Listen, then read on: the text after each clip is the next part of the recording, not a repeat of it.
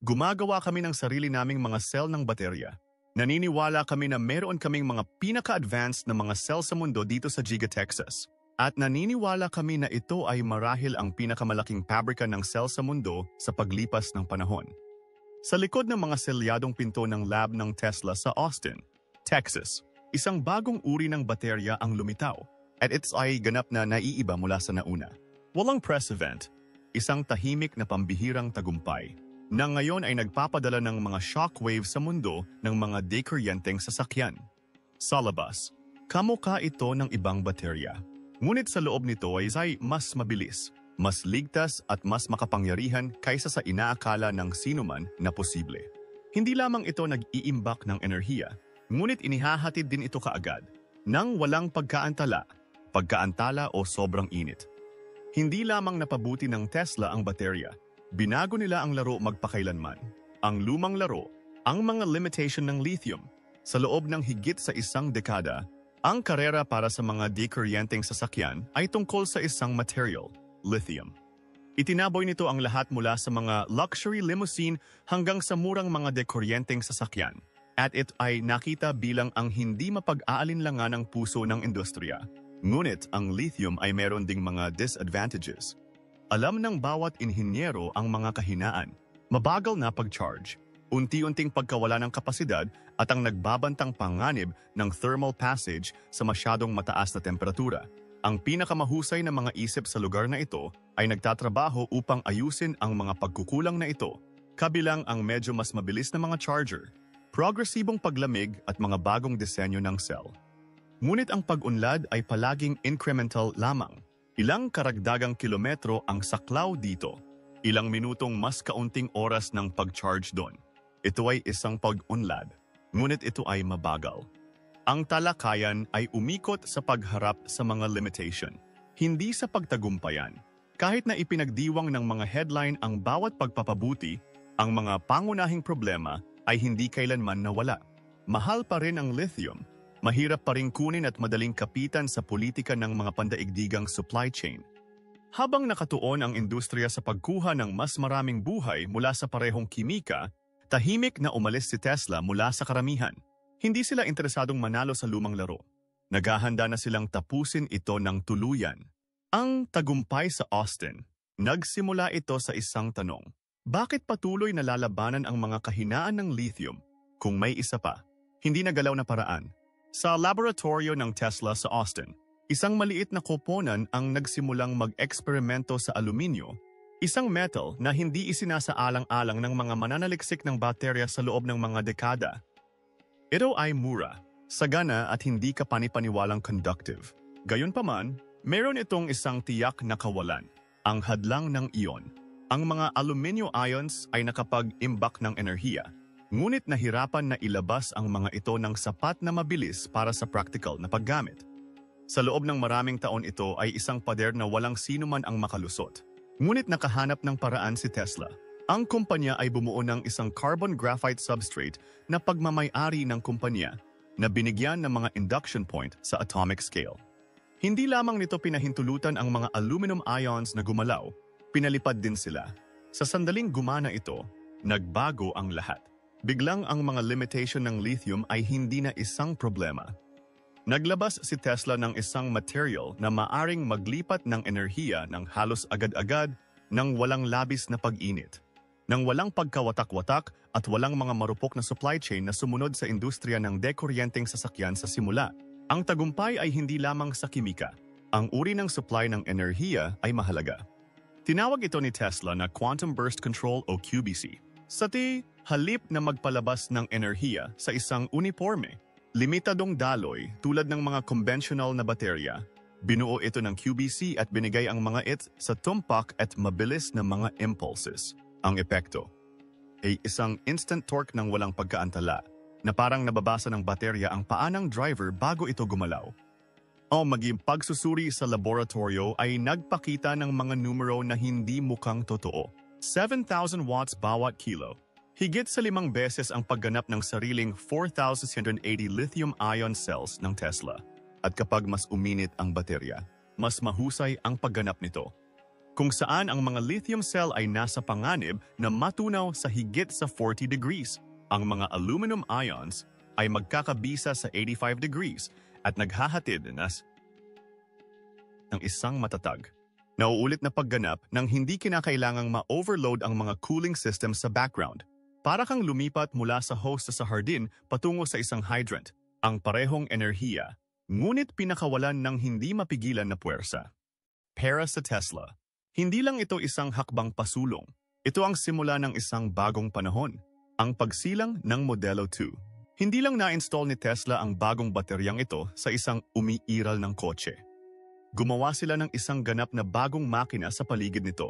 Sa panloob, tinawag na pampubliko ang proyektong Redwood. Ito ay dapat na ang Model 2. Isang compact electric vehicle na may mga numero na parang science fiction. Isang panimulang presyo na mas mababa sa $16,000.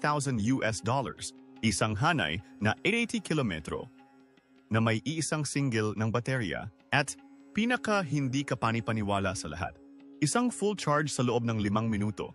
Ang mga naunang prototype ay nasubok sa ilalim ng pinakamahigpit na lihim na camouflage sa ilalim ng simpleng itim na foil at tumakbo sa mga saradong track. Ang mga mamamahayag na gumawa ng mga bihirang test drive ay hindi alam kung ano ang nasa ilalim ng hood. Ngunit ang kotse ay bumilis ng higit sa iba sa klase nito at bumilis mula 0 hanggang 60 sa loob lamang ng higit sa 3 segundo. Nang walang kahit isang pahiwatig ng lag. Walang overheating, walang throttling, walang cooling messages. Nagpatuloy lang ito. Ito ay hindi isang proseso ng pagbawi mula sa Tesla. Napakalayo ng Tesla kaysa sa natitirang bahagi ng industriya na hindi na nila makita kung saan sila tumigil. At ngayon, gaya ng dati, una sa lahat, siguraduhing mag-click sa like button sa ibaba. Malaking tulong iyon sa amin na mapataas ang saklaw ng video na ito. Maraming salamat po. Aluminum, ang madalas na hindi pinapansin na elemento. Para sa mga dekada, ang aluminyo ay ang punto ng pananaliksik sa baterya. Madali lang. Ito ay sa lahat ng dako. Yun din sa labit ay hindi matatag. Masyadong reaktibo at masyadong mabagal na ilabas ang nakaimbak na enerhiya. Sinulat ito ng karamihan sa mga siyentipiko at nagpatuloy. Hindi ginawa ni Tesla. Napagtanto nila na ang mga depekto ng aluminyo ay hindi isang patay na dulo. Sila ay isang hamon. Sa pamamagitan ng pag-embed ng aluminyo core sa isang crystal na istruktura na binago ng mga layer ng graphite, binago nila ang kahinaan sa lakas.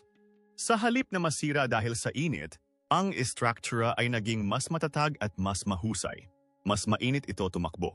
Sa mga disyerto, sa mga karerahan, sa ilalim ng mabigat na karga, ang pagganap ay hindi nahuhuli. Tumaas ito. At dahil ang aluminyo ay ang ikatlong pinakakaraniwang elemento sa mundo, ang mga problema sa supply chain na sinalanta ng lithium at cobalt ay nawala na lamang. Walang mga bottleneck sa pagmimina. Walang geopolitical na negotiation.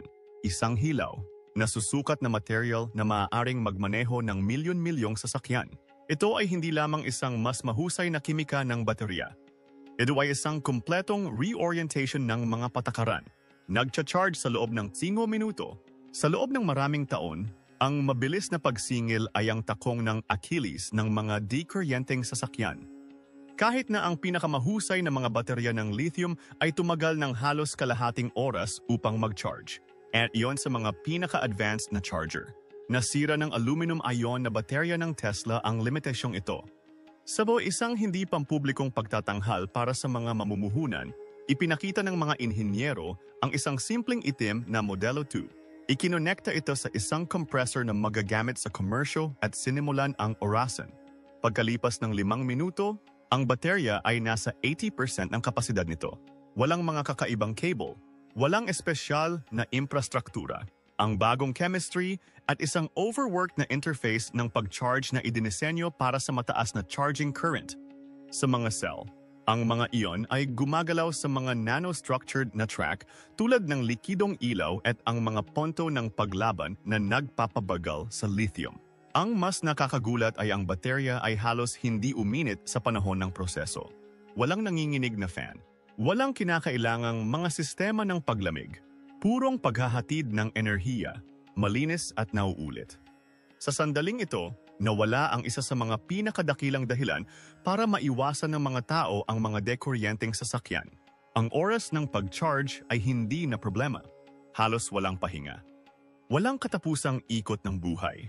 Karamihan sa mga baterya ay nabigo na sa araw ng kanilang paggawa. Ang bawat kumpletong pagsingil at paglabas ay bahagyang binabawasan ang kanilang kapasidad, hanggang sa hindi na sila makapag-imbak ng sapat upang maging kapaki-pakinabang. Inilalagay ng aluminum-ion battery ng Tesla ang katotohanan ito sa iyong isip. Ang bawat ikot ay hindi na ubos ito. Pinalakas nito. Ang panloob na istruktura ay nakahanay sa sarili sa ilalim ng pagkarga muli.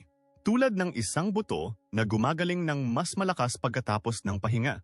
Sa panahon ng mga pagsubok, naihatid ng baterya ang 100% ng orihinal na pagganap nito kahit na pagkatapos ng 500,000 kumpletong cycle. Nangangahulugan ito ng higit sa isang siglo ng pang-araw-araw na paggamit ng walang pagkaantala, at ito ay hindi lamang tungkol sa mahabang buhay. Ang regenerative braking ay halos walang katotohanan na mahusay at nakakuha ng hanggang 98% ng enerhiya na karaniwang nawawala kapag nagpepreno. Kapag nagmamaneho sa lungsod, nangangahulugan ito ng karagdagang saklaw na 20% ng hindi kumukonekta ng charger, matinding init, lamig, mabilis na pagsisimula, walang makayanan.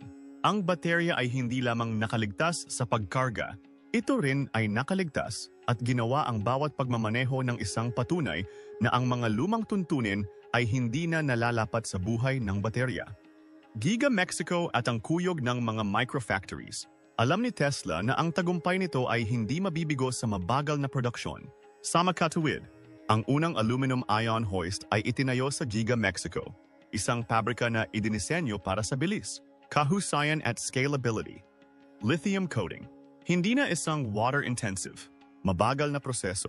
Sa halip, gumamit si Tesla ng dry electrode method na nagbawas sa oras ng produksyon at nakakatipid ng bilyon-bilyong litro ng tubig bawat taon. Ang proseso ay tumagal sa wala pang 72 oras mula sa hilaw na material hanggang sa natapos na battery pack. Ang Giga Mexico ay simula pa lamang.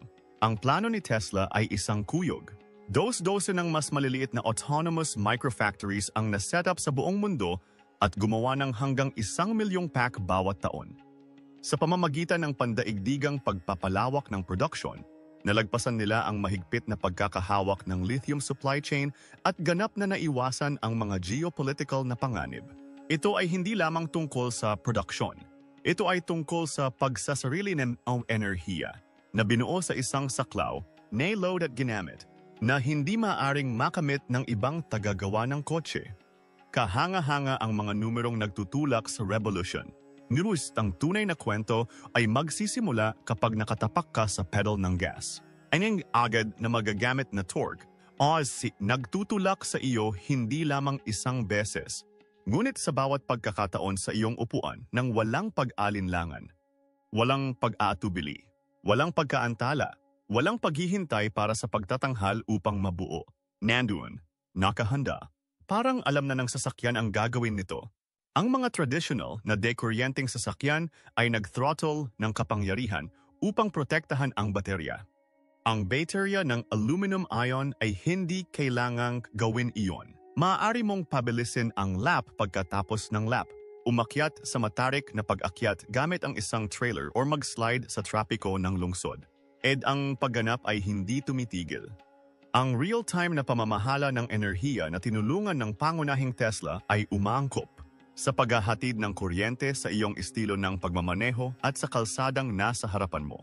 Ito ay parang hindi katulad ng pagpipilot, ngunit mas katulad ng paglipat ng makina. Bawat kurba, bawat acceleration ay natural at walang kahirap-hirap, na parang ang kotse mismo ay gustong magmaneho ng mas mabilis. Ang pagpapakilala ng mga baterya ng aluminum ion ng Tesla ay hindi lamang isang hakbang pasulong. Ang isang quantum leap, mga dekuryenteng sasakyan at enerhiya ay muling tinukoy para sa ating pang-araw-araw na buhay. Oras ng pag-charge, saklaw, buhay ng baterya at mga gastos. Ang apat na haligi na dating pinigilan ng mga dekuryenteng sasakyan ay sabay-sabay na bumagsak. Ngayon ang tanong ay hindi na kung ang mga di-kuryenteng sasakyan ay maaring palitan ang mga makina ng petrolyo, ngunit kung gaano kabilis ang iba pang bahagi ng mundo ay maaring makahabol bago ito mabitin. Dahil ang karera ay hindi na tungkol sa paggawa ng isang mas mahusay na kotse. Ito ay tungkol sa paghubog ng kinabukasan at naroon na si Tesla.